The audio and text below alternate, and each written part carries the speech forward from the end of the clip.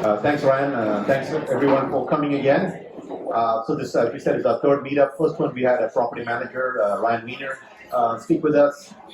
Then we had Vince speak to us about tax issues. And today we have the great pleasure of welcoming Shayan Hasnain. He's a multifamily broker based out of Houston. And you know, the multifamily business is probably a 90 to 95% broker-driven business. Meaning if you want to transact in this space, you have to work with a broker like Shayan. It's very rare. In fact, I've probably seen one deal in over 300 deals that I've looked at and been involved in where it's been direct to seller. And I would say that brokers had a lot of value in the space. You know, if you're used to single family markets, I would say the level of sophistication for multifamily is quite a bit more. And the value that brokers bring in terms of putting together the offering memorandum, summarizing the property, acting as a liaison with the seller and getting us information on financials, rental, T12s, answering all the questions we may have and acting as kind of the go-between so that we don't have to chase a buyer who may not be as transparent in the process. So I would say brokers add a lot of value to this, the multifamily space, and we have a great pleasure of having Shayan here with us and to tell us a little bit about the space. We have questions for him, and along the way, if anybody has any questions, please feel free to jump in as well. So with that, Shayan, welcome, and to get us started, why don't you tell us a little bit about yourself, your background for our audience.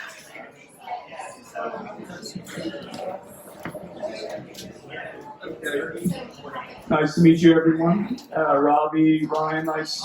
Thank you for having me today. It's an honor to be here and being asked to be on your panel. I have been in the multifamily space from the brokerage side of things since 2004, right out of college. It's everything I've only done since.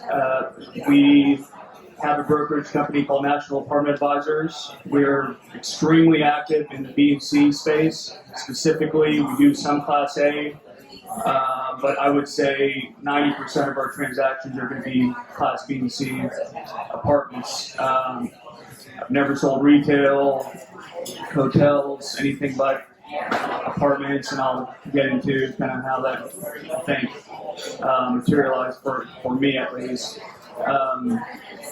We do about 30 to 40 transactions of that type each year in Houston. And I would say this year, with everything entitled, scheduled to close, we'll probably end up doing about 50 transactions, a little over 700 million in deals this year alone. So we're excited about that and proud. My team is 9 brokers. We consider ourselves a boutique shop. It was formed in 2013. And it's a good mix of various backgrounds. We were fortunate to pick up some brokers from various competing shops that do a lot of deals, that have been trained by some excellent mentors, which I think is key to success for a broker getting into this business, is to be trained and have a mentor. So that's a little bit about who we are. Any particular questions, feel free to grab me after. So just a few housekeeping items. Can everybody else hear us? It's pretty good. Okay, cool. And I just also wanted to thank my parents for attending. They came from New Jersey, so I forgot to say that in the intro. Thanks, Mom and Dad. So, Shayan, tell us a little bit about how you all started NEA. How we started NEA. Okay, so I actually did not start NEA. My 2 business partners currently, Jordan Emmett, Dave Garza, and another gentleman, Matt Phillips, who is now at CBRE. Started the business in 2013. Jordan and myself and Abe, alongside with a few other brokers in our office, are former colleagues. I joined them in 2016. And like I say, it was just kind of a match of like-minded brokers, training, and we just kind of have our own. We have very similar styles, but very different at the same time. Our client base is, widely different, I would say, which collectively, I think helps us a lot in covering all territories as far as both buyers and sellers and relationships. So, when I started, like I said, in 2004 with a boutique brokerage company, a little bit of how I got into the business is I have always been around multifamily. My father, uncle in New York, have a pretty large portfolio of properties in Houston. They started collecting those in the early 90s, have been extremely successful. I was born in Virginia, moved to Houston in 96, went to college at the University of Texas. I've always been intrigued by buildings, architecture, those things, never really been around the apartment business my whole life, pretty much. Interned for a commercial real estate company in college.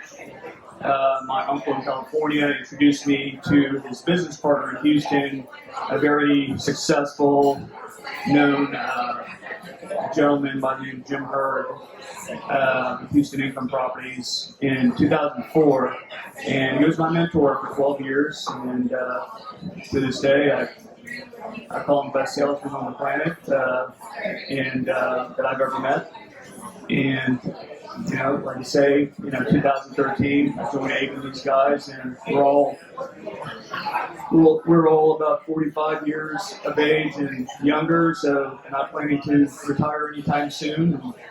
And, hungry, aggressive guys, just, chasing deals, turning rocks, and trying to make people money.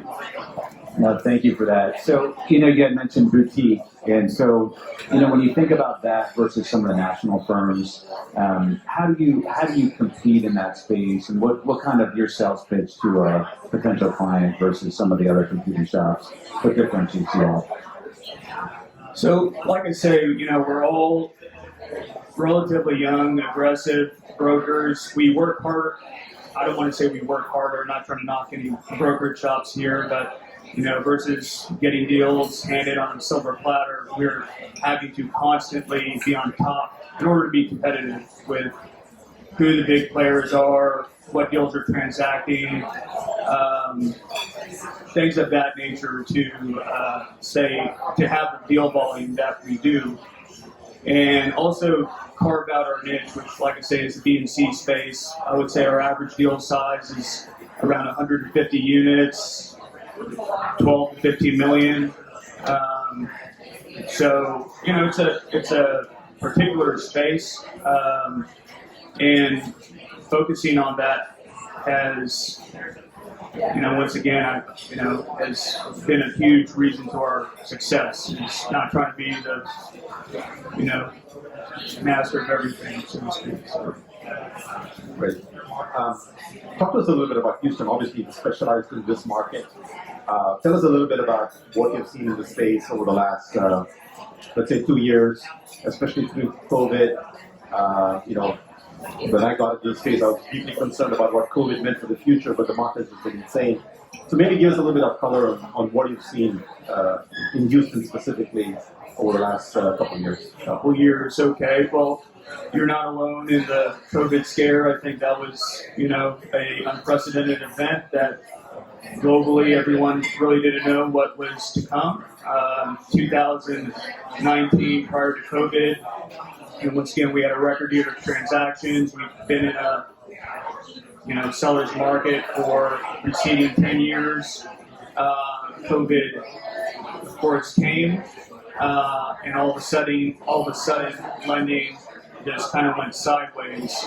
And that has really been the biggest impact that I have seen, or really the only impact that I have seen on Class B and C apartments since I've been in the business in 2004. I've been through a full cycle through, many of you must have heard of 2008 through 2011 times. When lending gets squishy, I call it, not available. I mean, in the low B and C space, folks are chasing returns, and without the debt available, you just can't meet those returns. So even during the COVID crisis of 2020, what we saw was not really a dip in values because NOIs were staying strong. It was just a lack of transactions. And then, of course, later in the year, around August, I would say, lending started to slowly loosen up, and now we're just in a very healthy, plentiful lending environment. So 2021, like I said, we're having a record year in transactions, and I think that's partially from a lot of unspent capital from last year, just kind of on the sidelines, but a lot of money chasing deals from new folks like yourselves in the business. We've seen a lot more syndicating happening. Distrust. I think it's partially distrust in other investment avenues such as the stock market and retail. Even though we're kind of climbing out of COVID with it in our rearview mirror, hopefully soon enough.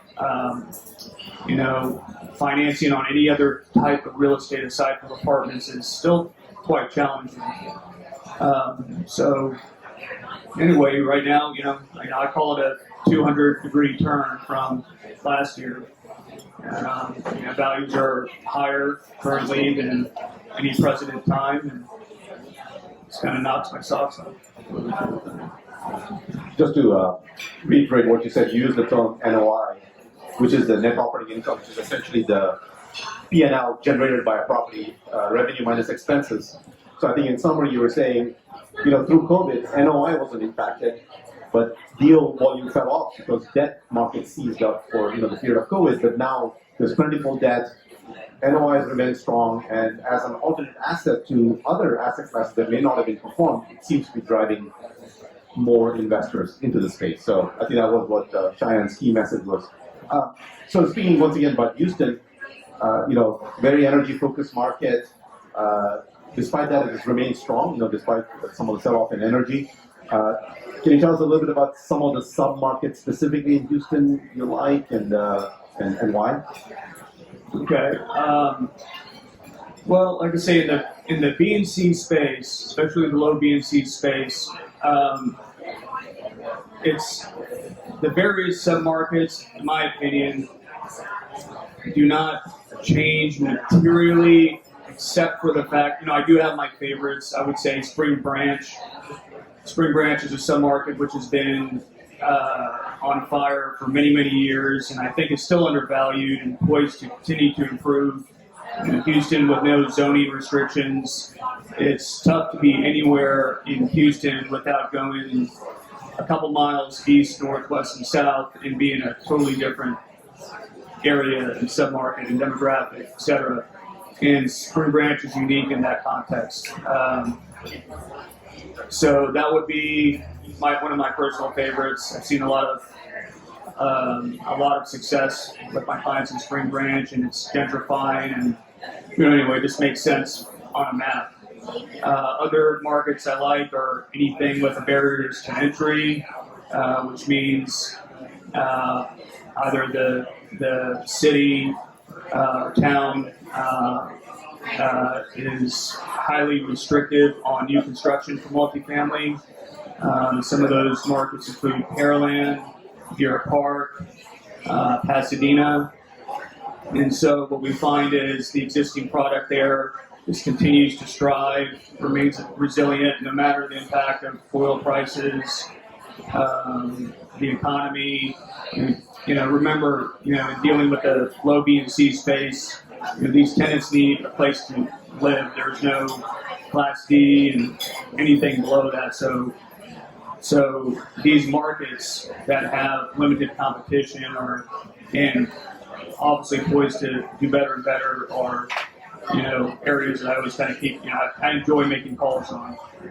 And, at the same time, Southwest Houston, Southeast Houston, the freeway systems proved to be a huge driving factor for Class B and C tenants over there. Southwest Houston, I can go from my office in the Galleria to anywhere I want in Southwest Houston in 15 minutes. So areas such as Gulfton, Sharpstown, parts of Alief, there's a lot of inventory, but they remain full. And if you're if you're open to those markets, you'll see a lot more deals. And the idea is, of course, to grow and having a presence in a certain submarket with other opportunities there, obviously would be ideal for that strategy. So those are, I would say, Southeast Houston, Southwest Houston, Spring Branch, and Pearland, Pasadena, Deer Park are areas I enjoy working on quite a bit. Well, I guess just to put this in some perspective, Shayan and I were talking about this before we started the panel here, but I bought a deal in May, the end of May, and we bid on the deal next to it, and I heard from the broker that was selling it that it got, went under contract for like 30% more than what we paid. This is a neighboring property. And so, I'm just scratching my head as to, the velocity, how much things have changed just even since May. And, I'd love to hear your opinion on what do you think truly is happening? Because, I look at it and we struggle. We just bought this deal. And now the price that the neighboring deal is trading for is what our pro forma was higher than what our pro forma was in 5 years to sell it. And that's in 5 months. So I'm just curious, from a broker, what you're seeing, how you kind of bring those two worlds together, and how that's possible. That is an interesting question, and to be fairly honest, I don't know what exactly is driving such a spread in what folks are willing to pay. What I do know is within the last handful of years,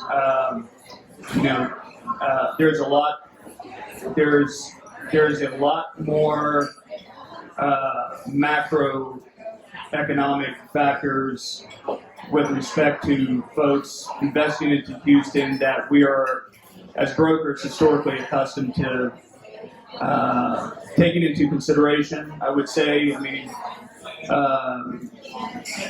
typically the way we would underwrite a property is to take the pro forma stabilized valuation, back out any renovation needed, back in, just say hypothetically, that's $1 million. We would then subtract that from the stabilized value and subtract another $1 million as entrepreneurial profit to arrive at the as-is value.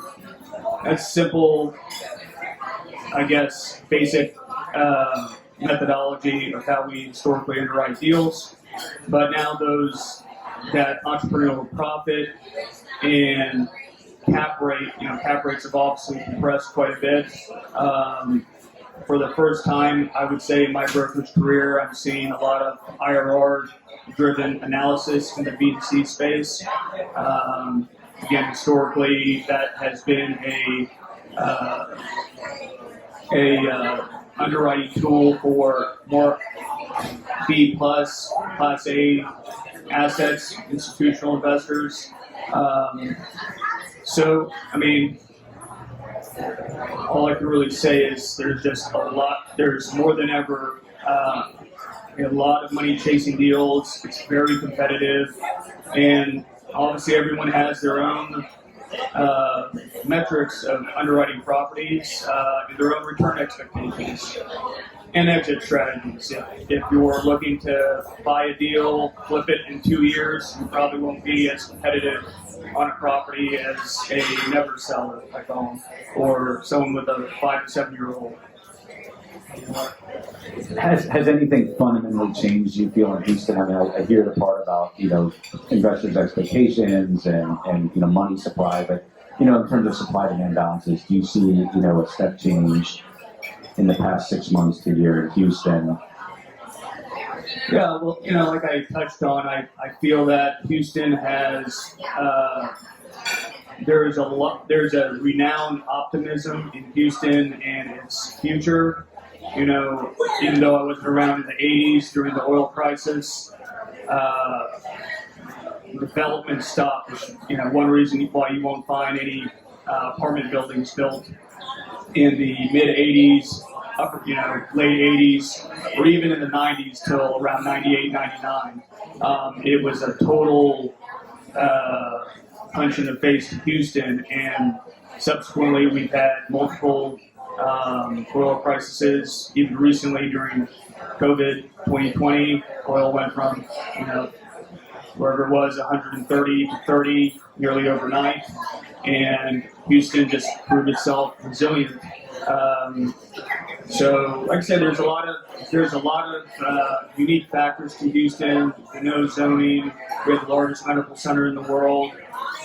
Oil and gas, of course. We have one of the largest ship channels in the world. The refinery base. I mean, remember, like, all these jobs service blue-collar tenants.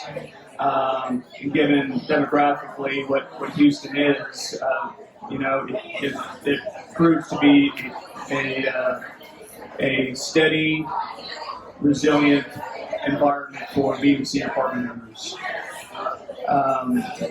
So, like I say, there's, when I started in the business in 2004, I was kind of trained that, your most active or best buyers are from California or the East Coast. These days I get calls from Singapore, Canada, China, Israel, India, everywhere. Houston's finally on the map. And, there's, like I touched on, there's more macro factors taken into account with these new eyes in Houston, such as hedging against inflation, their currency. I won't go too much into it. I'm kind of getting on my wheelhouse now to talk further on that level, but it's definitely unprecedented appreciation. I would say in the last 5 years, it's nearly doubled. All right. Well, market discussion is always fascinating, but let's switch and we'll have opportunity for Q&A towards the end. Just talking about operational aspects of transacting multifamily deals. Walk us through very high level life cycle of a deal. How the seller approaches you, or you approach the seller to actually bringing the deal to market to transacting. Just walk us through that process at a very high level. Okay, so like I say, our main methodology of finding deals is hitting the phones, turning rocks, calling owners constantly. I personally try to make 10 to 20 cold calls, if you will. My newer guys, the expectations are 30 to 40 a day, and it's less for me only because with experience, you kind of get into conversation versus, do you want to sell sort of dialogue. And so I would say out of the 50 deals we're doing this year, about, 85% would have been off market. And that could have been either seller's preference or a new listing that we just slapped together before getting to market. In terms of, I don't know if I fully answered your question in terms of soliciting opportunities for sale, but that's how we find deals. So, one quick question on that. I've heard in certain markets, I know for one market in Florida, for example, I think it was Bradenton, that 80% or 90% of the market is owned by maybe 10 owners. Is Houston similar, or is it more fragmented in terms of ownership? It's definitely more fragmented. I mean, I think it's more submarket specific. I have I would say 2 to 3 private groups that are locally Houston that have what I consider empires in certain submarkets, such as Southwest Houston or the Southeast or Pasadena. And they're local here, so they want to just kind of stay and grow where they're located. Spring Branch, an area I referenced that is, I've never had a head turn away from Spring Branch before. You'll have, I would say, 5 to 7 groups that control everything over 100 doors in Spring Branch. So that's specific to Spring Branch. Whereas, like I said, depending on the density and competition of independent submarkets, it's a good mixture. But you'll have some markets like that have a big presence of specific owners. Rosenberg is another example where there's maybe 3 to 4 owners that own 90% of the apartments there. So Shayan, you touched upon off-market deals, and that's kind of the specialty. In this market being so hot, why do sellers want to go off-market versus a full listing? Well, so maybe tell us what exactly an off-market deal means. yeah, an off-market deal simply means that the owner, number one, prefers not to list the property, fully market the asset, nor exclusively with any specific brokerage company. So that could be for a variety of reasons. Some owners, frankly, just have their 2 or 3 favorite brokerage shops. They just want to have compete against each other, which you can't do with a exclusive listing. Everyone has their own clientele. There's some overlap, but that's one reason owners choose to have their property worked on off market. Another reason is a lot of these owners do not have management companies. They privately self-manage their complexes, and many of them are out of state. So they want to hide the fact that they are selling the property from their staff, keep it discreet, not have 20 to 30 tours. So what that causes is not only staff sometimes disappearing without a Rolodex of folks to replace them with, but also a possible exodus of tenants. So even with listings, we try to tactfully handle property tours. And in terms of off-market, oftentimes the owner will say, okay, well, this is my price, you get my price, we'll run with it. And their preference is to approach it that way. So what terms are you seeing in LOIs these days? Terms speaking, so I would say 90% at least, if not more, of the transactions have some substantial non-refundable earnest money going hard day one of contract. That's really what you got to do to be awarded a deal. That has been an element since the down cycle of 08 to 2011. It's just kind of remained part of every transaction, and the reason for that is it gives, particularly with off-market deals where the owner wants discretion, it gives them confidence that the buyer is going to close the deal, number one, and 2, stand behind their offer and not renegotiate. It's harder to do that when the deposit is not refundable. And thirdly, it just kind of separates the apples and orange offers if there's a tie in terms of price. So that's a term that I think is important in all offers and expectations of owners. As far as a timing perspective, due diligence period varies. So long as you have some skin in the game up front, owners are a little bit more flexible on how long you need to inspect their deal because they receive some commitment from you. But in terms of timing, I would say around 60 to 75 days is an average transaction. and it could be up to 90. Anything north of 90 or more than 90 would be not well received by most sellers. Excuse me. And the important thing to keep in mind is to hit those deadlines. Say you have a 30-day due diligence period, is you can't wait till after you've studied the property and made a decision on buying it to apply for financing. I mean, it takes about, best case scenario, 30 days at least to go through the loan process. So ideally, you want to apply for financing within the first couple weeks. By then, you should have a good feeling if you're going to proceed with the deal. In order to meet those deadlines, because the last thing you want is your money non-refundable, you run out of time because of the lender, and you have to go ask for a special request from the owner. Yeah, that's all really helpful. So, you visit with a lot of, even first timers, guys that have bought a lot of deals as well, some very experienced folks. So, you get a lot of calls today, I imagine. What differentiates, someone that's calling you from the other people that are calling you? What characteristics, what are they saying, what are they doing that stands out for you in a positive way, and then also a negative way? Well, I would say feedback for brokers is extremely important. I mean, remember again,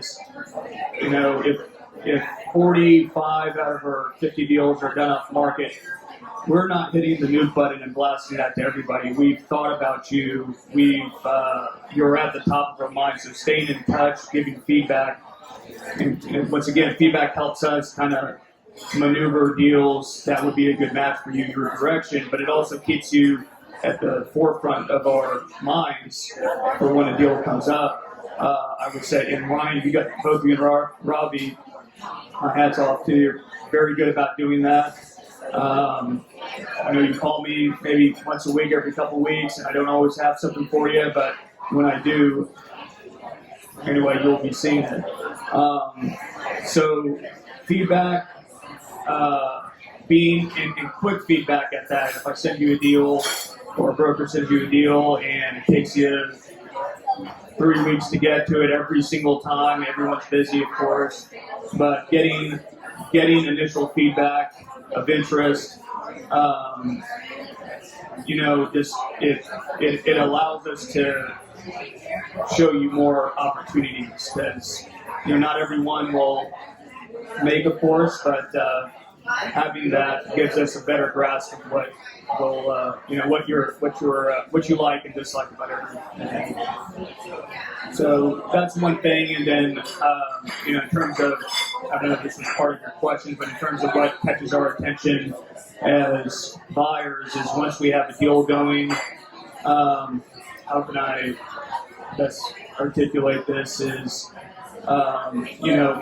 moving at a relatively quick pace that encompasses the contract period. Obviously you have an attorney involved most of the time reviewing the PSA.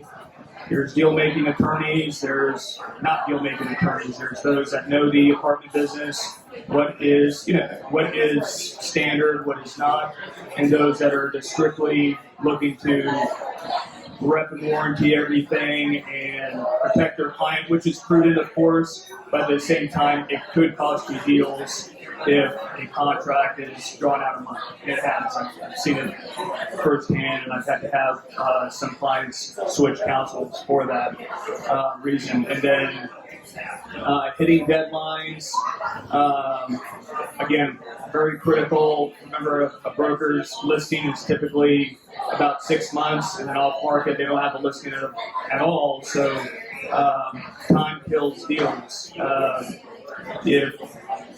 If you're dragging your feet on making decisions, signing a contract, or even while under contract, I'm trying to choose my words carefully. We like those folks that are prudent but easygoing. Not, in a standard tour, you can tell that the parking lot needs repair. You can tell the roof's are probably old, need to be replaced in the near distant future. So bringing up topics such as that during due diligence that were unbeknownst to you, it's kind of a tall order to do. So, those buyers that have a deal under their belt, we have experience, their style of buying deals, and they're quick to respond. They move quickly on a PSA. They don't need we're happy to help. We're there to help. But a smooth transaction really stands out from the broker's perspective. Because again, like I say, with an off-market deal or a listing, these transactions are typically 60 to 90 days. I mean, if the deal doesn't close, that's just burnt half the period of a broker's opportunity to work on it. And if it's off-market, things go well.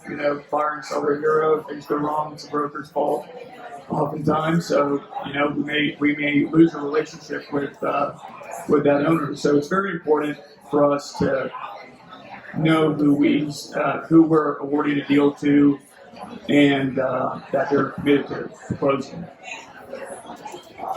I think that's I think for Ryan and I, it's in our DNA, given our derivatives background, that we are always on top of trying to close things. But I've seen certainly people drag their feet, and you got to chase them just to get answers back. So I think that's a very, very critical point. I don't think it's hyperbole when I say that for a seller, one of the top priority above price, maybe even is certainty of close, right? Like getting to that close, and then paying for the close it. Thanks for that. So one question, just to provide some entertainment, any deals that have gone south for you that you care to share? What went wrong? Any thoughts there? That we could all learn from? Boy, so kind of a tough question, I would say. I mean, fortunately for us, we have a 98% closing rate. Of course, there's hiccups, not in every transaction, but they happen. I would say the biggest element, which I touched on earlier, is making deadlines. And one way I kind of have, I guess, learned to mitigate that is, for instance, I have a client that entered the Houston market 2 years ago from out of state. I've sold them probably 10 deals since then, so they've been extremely active. We're great buyers. They always close at the price that they offered in the first place. They come, they tour it, and then I never hear from them or see them again. Not that that's our expectation, but the caveat with them is they're never on time to sign the contract, to close the deal, and there's been instances where they had to increase the purchase price because of not hitting deadlines, offering a huge, egregious amount of earnest money to have the seller work with them. And so, I tell my sellers that, hey, this is a great buyer. They've been getting to the prices on all these deals, why they've stood behind those offers on every deal, but they're never on time. I have to say that up front. So it's not like a poke in the eye when it happens. So, and obviously I can't do that with someone I don't know, but once you have a deal, you're whether you're a broker, a buyer, or a seller, I mean, the Houston multifamily, culture and network is actually very well connected. So once you have a reputation of being a renegotiator or dragging your feet or something, a broker will never tell you that, but you're going to see less deals, you're going to be awarded less deals. Other brokers hear about it, and it's just kind of the nature of things. So, at the same time, remember, I know a lot of this sounds really litigious and all, but, brokers at the end of the day, I mean, we're there to transact deals. I mean, we will help you through the process. Another aspect I know this is not part of your question, is there's not really a buyer and seller side on a transaction in terms of brokerage. Brokers in the multifamily space, generally, particularly the larger shops doing a lot of transactions, do not split commissions. They work for flat fees, being paid from the seller. So oftentimes we're on both sides, kind of chauffeuring the transaction to closing. And we don't make money off giving a valiant effort. So if I'm telling you that the seller is just, they're not going to extend, they're not going to renegotiate. I mean, we want you to be happy, we want the seller to be happy, but listen to the brokers a bit. This is their livelihood, and so they want you to succeed because, especially in the B and C space, their typical hold pattern is maybe 5 to 7 years. Well, we want to see that deal twice, right? And as compared to Class A, where it's kind of more institutional long-term hold pattern. So that's pretty much what I have to say. All right, now your turn. So Q&A. Anybody have any questions for Shayan? Neil? Early access agreement. What do you think about instead of going hard on day one? Can you make it so hard to better? And then the reason I'm asking, I lost a couple of deals in this not one where that's it's a movement property. I cannot really see what's going on in the rules of the position. So just take the line off the property. Just to, on the buyer side, Yeah, so you want to repeat the question, Frank? So yeah, sure. So Ravi is asking about a early access agreement for a lot of, an opportunity for a buyer to take a look at, the big ticket items such as mechanical spaces, the roofs, have a contractor go up there, check the foundation, various things like that could be expensive in the short to medium term. So. And here I am talking about non-refundable earnest money day one of contract, which is a big element in most transactions. So early access is before you go under contract, you have a window of opportunity to just look at those items that you're possibly concerned about. And most owners are okay with that versus going through the negotiation process of a contract, accumulating attorney's fees, etc. They're okay with, hey, okay, you want to go hire a contractor, go peek at the roofs, look at the building structure, etc. At your cost, and I have no obligation other than to hold, reserve the deal for you for maybe a week or so. I can usually get away with that. That's not uncommon. Shayan, do you typically have the seller and potential buyer negotiate an access agreement, or did this just kind of, okay, you have a few days to come and inspect the property? Do we have? I'm sorry, I didn't Do you negotiate an access agreement for the early access, or do you typically you mean like a formal access agreement? When there's an access agreement involved, there is typically a simple one-page access agreement that basically says that the buyer will carry, or their contractor will carry insurance to protect against the property, and then at the same time places a deadline for how long that access agreement will last. And like I said, typically it's anywhere from it could be as little as 1 day, 24 hours. Just go take a look at what you need to look at to a week. So long as it's limited and it's just, the owner is not tied to the buyer, that small window is usually. And do you typically see the early access shown up in the LOI, or is it typically discussed after LOI, accepted LOI? I mean, I see it both ways, but ideally, it's good to put things, an LOI just simply stipulates all the business points of the transaction. And I would say 50-50, let me back up and say it's best to put it in a letter of intent so the seller is aware. Majority of sellers will be receptive and understand it, but not every seller will.